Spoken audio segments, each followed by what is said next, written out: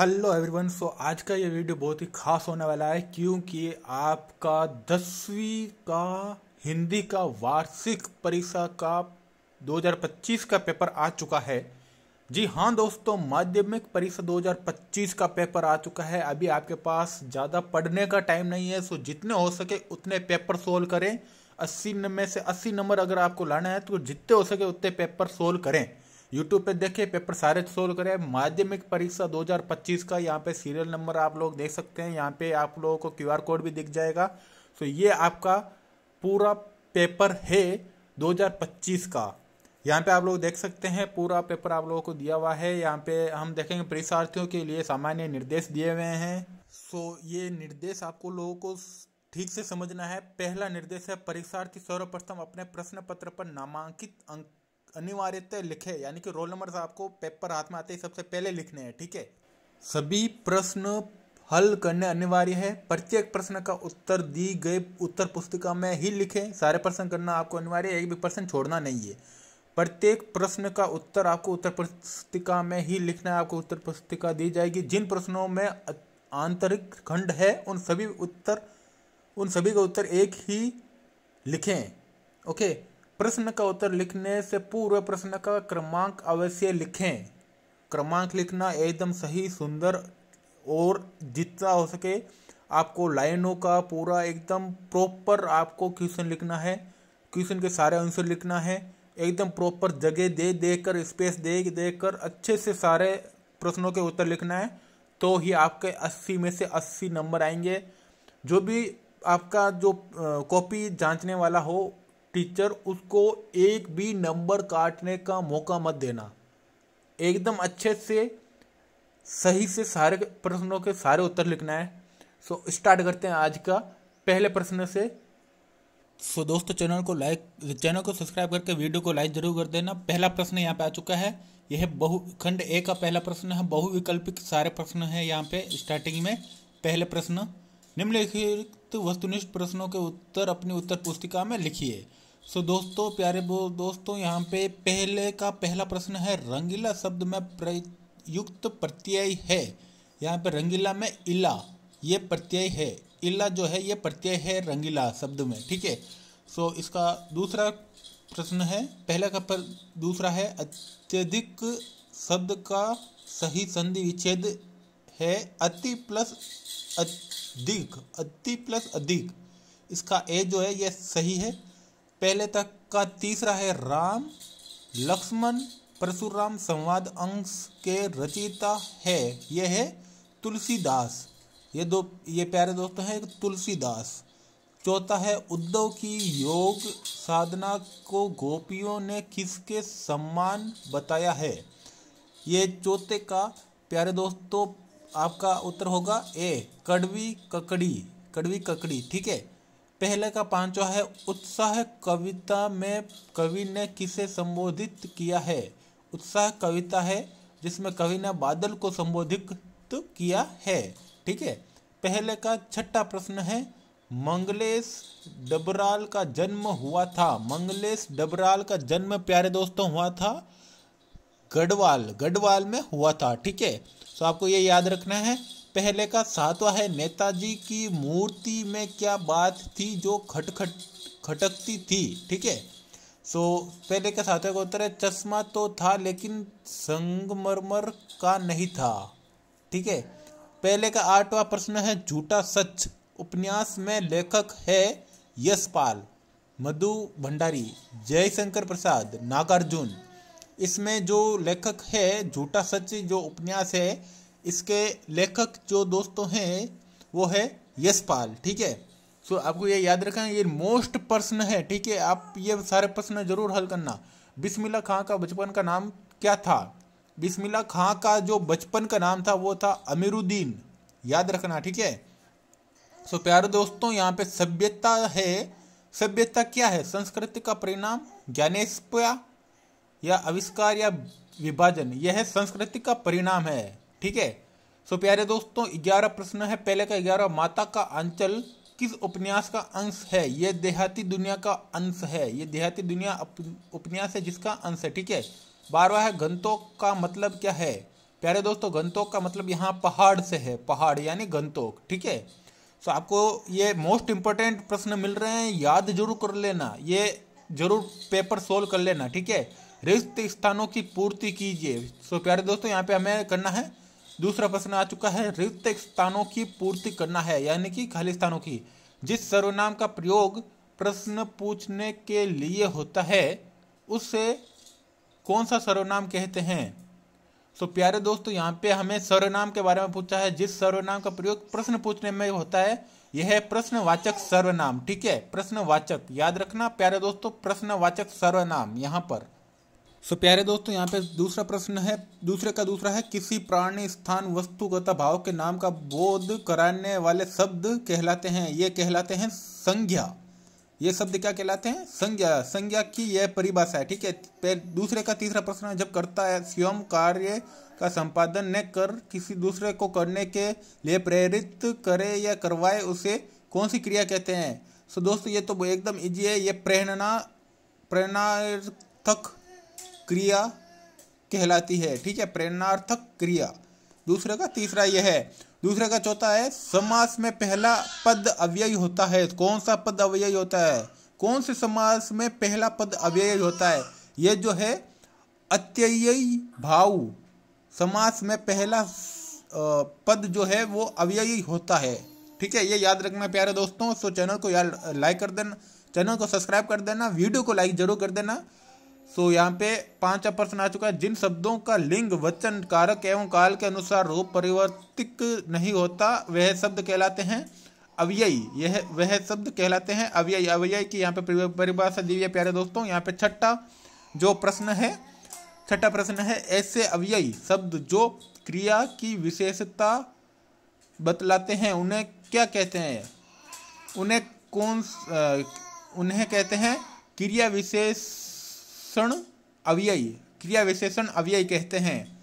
तो प्यारे दोस्तों यहाँ पे आपको वायरल पेपर मिलेंगे, सारे सब्जेक्ट के पेपर मिलेंगे। सो चैनल को सब्सक्राइब करना मत भूलना, चैनल को सब्सक्राइब जरूर करना। तीसरा प्रश्न यहाँ पे आ चुका है, निम्नलिखित अपठित गद्यांश को पढ़कर दिए गए प्रश्नों के उत्तर अपनी उत्तर पुस्तिका में लिखिए। सो यहाँ पे गद्यांश को पढ़ते हैं। सो प्यारे दोस्तों, लोकगीतों की मूल बोली अथवा भाषा का पता लगाना कठिन ही नहीं असंभव सा है, क्योंकि लोकगीत लोक जीवन से उत्पन्न होकर भाषा के प्रवाह में तैरते चलते हैं। मनुष्य के कंठ ही उनके घाट है, उपयुक्त कंठ पाकर कोई कहीं बसेरा ले लेता है। लोक गीतों पर उनके आसपास का ऐसा प्रभाव पड़ जाता है कि उनका मूल रूप कायम नहीं रहता।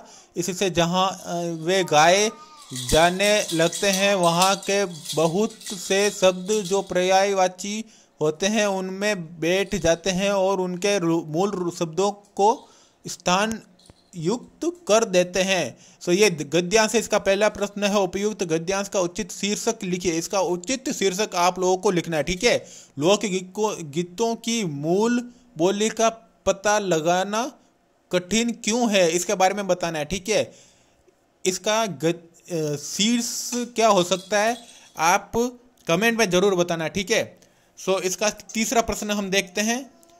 तीसरा प्रश्न यहाँ पे आ गया है, लोकगीत कहाँ बसेरा ले लेते हैं। सो चौथा प्रश्न है, लोकगीतों पर उनके आसपास का क्या प्रभाव पड़ता है। पांचवा है, लोकगीत जहाँ गाए जाते हैं वहाँ की भाषा का उन पर क्या प्रभाव पड़ता है। छठा है, संभव शब्द का विपरीतार्थ शब्द गद्यांश में छांटकर लिखिए। ठीक है, चौथा प्रश्न है, निम्नलिखित अपठित पद्यांश को पढ़कर दिए गए प्रश्नों के उत्तर अपनी उत्तर पुस्तिका में लिखिए।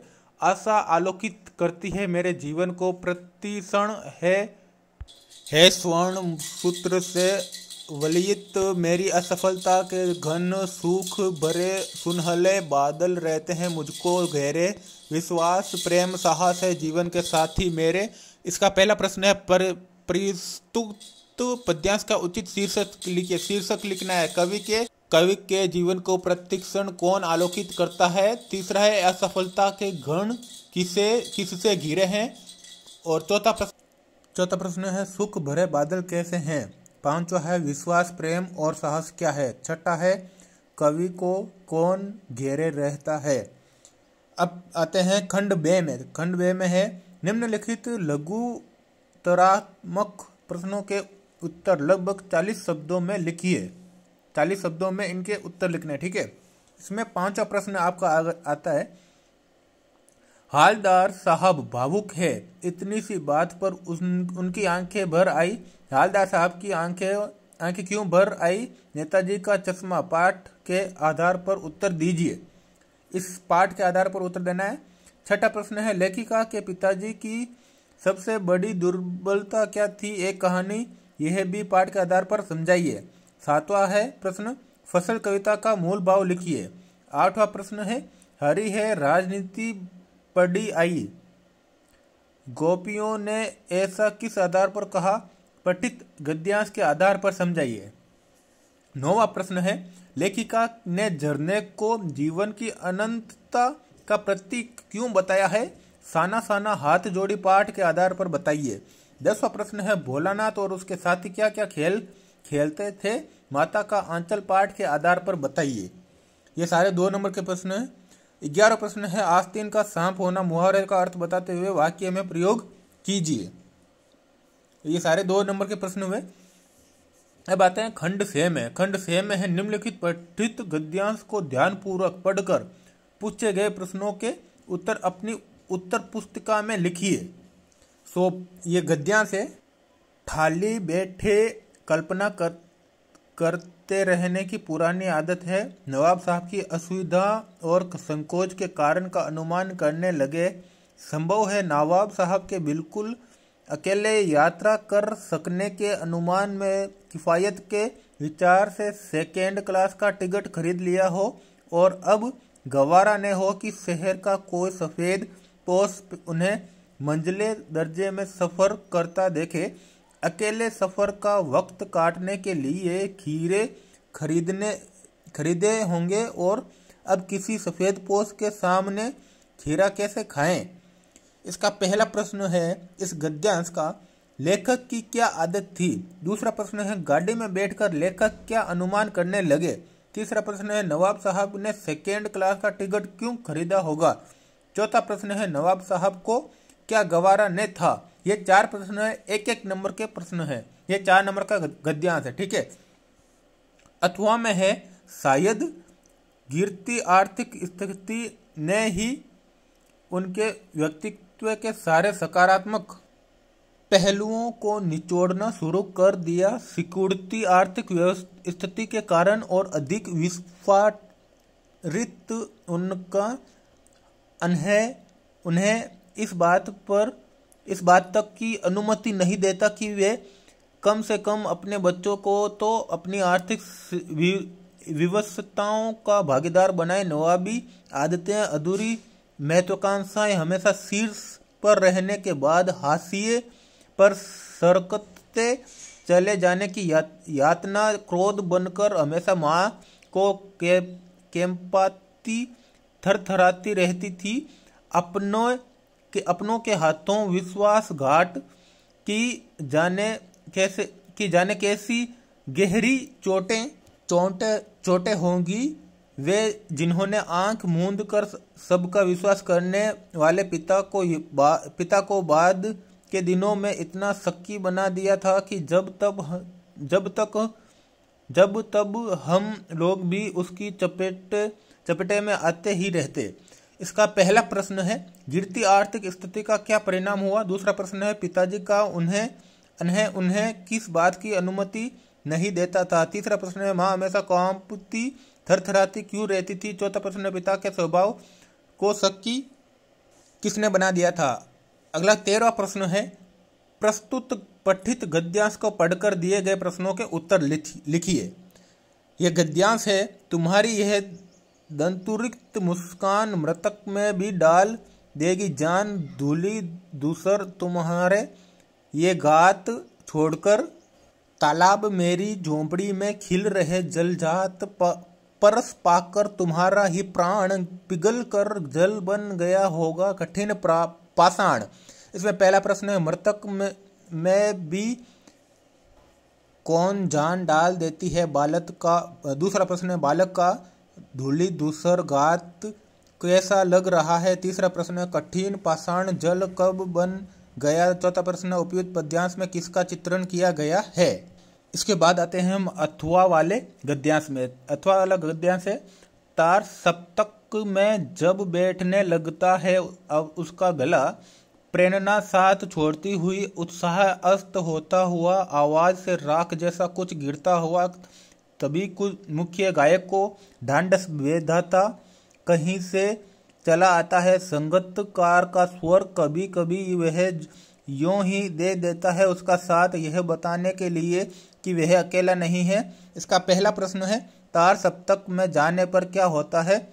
मुख्य गायक को ढांढस कौन बंधाता है, ये दूसरा प्रश्न है। तीसरा प्रश्न है, गायक का उत्साह कब अस्त होने लगता है। चौथा प्रश्न है, संगतकार मुख्य गायक का साथ क्यों देता है। अगला 14वां प्रश्न है, जीवन के आरंभिक दिनों में बिस्मिल्लाह खां को संगीत के प्रति आसक्ति कहाँ से मिली। इसकी उत्तर सीमा है 50 से 60 शब्द। इसका उत्तर आपको देना है 50 से 60 शब्द के अंदर। अथवा वाला प्रश्न है, सभ्यता और संस्कृति में क्या भेद है, संस्कृति पाठ के आधार पर बताइए। इसको इन दोनों में से कोई एक क्वेश्चन का आंसर देना है आपको 50 से 60 शब्दों में। 15वां प्रश्न है, शिव धनुष के टूटने पर परशुराम की राम के प्रति क्या प्रतिक्रिया हुई, पाठ के आधार पर अपने शब्दों में लिखिए। इसकी इस उत्तर सीमा भी 50 से 60 शब्द में है। अथवा में प्रश्न है, उत्साह कविता का मूल भाव लिखिए। इसका भी उत्तर सीमा है 50 से 60 शब्द के बीच में ही आपको लिखना है। इसका सिंपली एक पैराग्राफ के रूप में लिखना है। इनका उत्तर 2 अथवा में दिए हुए हैं, इनमें से कोई एक क्वेश्चन आपको लिखना है, ठीक है। 16वां है, सूर्यकांत त्रिपाठी खंड दे का है। सूर्यकांत त्रिपाठी निराला के कर्तृत्व एवं व्यक्तित्व के बारे में लिखिए। अथवा में है, मन्नू भंडारी के व्यक्तित्व और कर्तृत्व के बारे में लिखिए। 17वां प्रश्न है, पिताजी तार केशवनाथ को भोलानाथ कहकर क्यों पुकारा करते थे, माता का आंचल पाठ के आधार पर बताइए। अथवा में है, मैं क्यों लिखता हूँ, पाठ के आधार पर बताइए कि लेखक ने इस प्रश्न का क्या उत्तर दिया है। 18 प्रश्न है, निम्नलिखित विषयों में से किसी एक विषय पर लगभग 300 शब्दों में निबंध लिखिए। बेरोजगारी एक समस्या, इस पर प्रस्तावना। बेरोजगारी क्या है, बेरोजगारी के प्रमुख कारण व समस्याएं, बेरोजगारी दूर करने के उपाय और उपसंहार। लास्ट में उपसंहार लिखना जरूरी होता है, ठीक है। इसका दूसरा है, मेरा आदर्श व्यक्तित्व। प्रस्तावना, आदर्श व्यक्ति का परिचय, आदर्श होने के कारण व्यक्तित्व का मेरा जीवन पर प्रभाव और उपसंहार। तीसरा है, कंप्यूटर का महत्व, ठीक है। तो कंप्यूटर के महत्व में हम देखते हैं, प्रस्तावना, कंप्यूटर का परिचय, दैनिक जीवन में कंप्यूटर की उपयोगिता, कंप्यूटर के बिना जीवन की कल्पना और उपसंहार। चौथा है, राष्ट्रीय निर्माण में विद्यार्थियों का योगदान। प्रस्तावना, विद्यार्थी जीवन और राष्ट्रीय प्रेम, राष्ट्रीय निर्माण में विद्यार्थियों की भूमिका, राष्ट्रीय विकास हेतु प्रयास और उपसंहार, ठीक है। और अब बढ़ते हैं अगले प्रश्न की ओर। अगला प्रश्न है 19वां, स्वयं को राजकीय उच्च माध्यमिक विद्यालय किशनगंज का छात्र सौरभ मानते हुए अपने विद्यालय के प्रधानाचार्य से कैरियर सप्ताह मनाए जाने हेतु प्रार्थना पत्र लिखिए। अथवा में आपको लिखना है, स्वयं को कुंभलगढ़ निवासी राकेश मानते हुए राजकोट निवासी अपने मित्र प्रताप को समय की पाबंदी का महत्व बताते हुए पत्र लिखिए। यहाँ पे आपको पत्र लिखना है 19वें प्रश्न में। 20वें प्रश्न में आते हैं, विद्यालय के समाजोपयोगी शिविर में मिट्टी से बनाए गए वस्तुओं की प्रदर्शनी देखने के लिए आने हेतु एक विज्ञापन लिखिए। अथवा में आपको लिखना, महिला गृह उद्योग समूह द्वारा निर्मित जूट के सामान की बिक्री हेतु एक विज्ञापन लिखिए, ठीक है। तो ये सारे थे आज के आपके हिंदी के पेपर 2025 का हिंदी का पेपर है। 80 में से 80 नंबर आपके तभी आएंगे जब आप इस पेपर के सारे प्रश्न को उत्तर एकदम सही व्यवस्थित तरीके से और एकदम स्पेस बाय स्पेस छोड़ के करोगे, ठीक है। और आप सबको all the best. Thank you for watching this video.